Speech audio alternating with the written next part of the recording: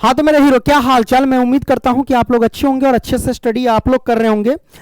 इस वीडियो में मैं आपको बताने वाला हूं, क्या बताने वाला हूं सर, तो वो मैं बताने वाला हूं एनसीईआरटी क्लास 10th मैथ का अध्याय 3, जिसका नाम है दो चर वाले रैखिक समीकरण युग्म, है ना। वो मैं आपको बताने वाला हूं। और इसके अंतर्गत जो हमारे पास प्रश्नावली 2 दशमलव नहीं 3.2 आता है, इसके प्रश्न को हम सॉल्व करेंगे। फिलहाल इस वीडियो में इस प्रश्नावली के पहला का पहला प्रश्न हम सॉल्व करेंगे, ठीक है। इससे पीछे जितने भी सारे प्रश्नावली है उन सभी को खत्म कर चुके हैं, लिंक डिस्क्रिप्शन बॉक्स में मिलेगा, वहां से आप लोग जाकर के देख सकते हैं। और रही बात कि अगर आप ऑनलाइन टेस्ट देना चाहते हैं तो गूगल में सर्च कर लीजिएगा pankajstudycenter.com, वहां पे जाकर के ऑनलाइन टेस्ट दे सकते हैं। तो चलिए शुरू करते हैं सर। यहां पे देखिए पहला प्रश्न क्या कहता है सर, निम्न रैखिक समीकरण युग्मों को प्रतिस्थापन विधि से हल कीजिए। हमें प्रतिस्थापन विधि से सॉल्व करना है, यानी x और y का मान हमें ज्ञात करना है। प्रतिस्थापन विधि से हम कैसे सॉल्व करते हैं, ध्यान रखना। जैसे कि ये हमारे पास दो समीकरण हैं, मान लो कि पहले समीकरण में आपने x का मान निकाल लिया, तो दूसरे समीकरण में भी कोशिश करना कि x का मान ही निकाले। यदि पहले समीकरण में y का मान निकाल लिया तो कोशिश करना दूसरे समीकरण में भी y का मान निकालें।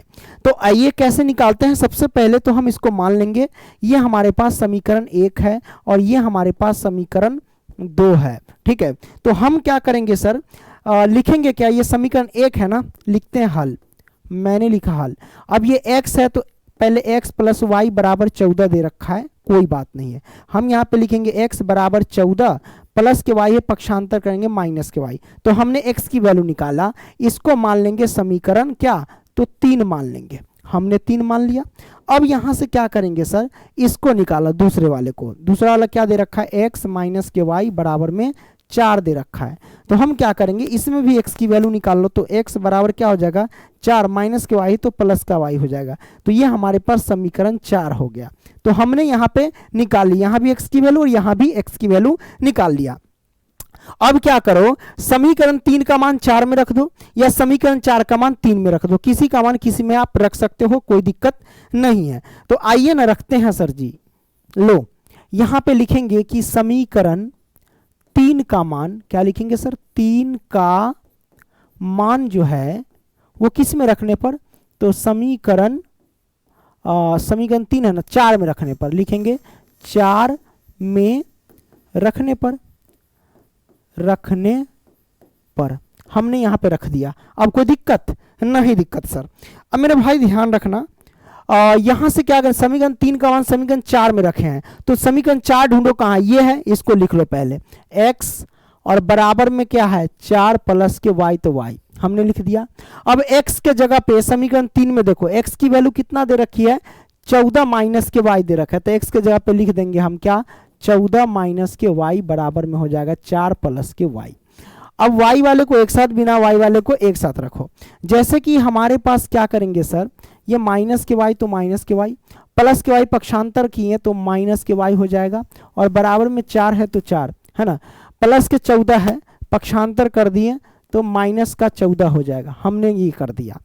अब माइनस y माइनस के y तो माइनस के 2y हो जाएंगे, और बराबर 4 में से 14 घटेगा तो माइनस के 10 हो जाएगा, है ना। अब यहां से क्या करेंगे, माइनस से माइनस कैंसिल, और y बराबर कितना हो जाएगा 10, 2 गुना में है तो आ जाएगा बट्टे में, 5 दूनी 10 काट दो सर, तो y की वैल्यू हो जाएगी 5। तो हमने यहाँ पे कर दिया, y का मान 5 आ गया सर।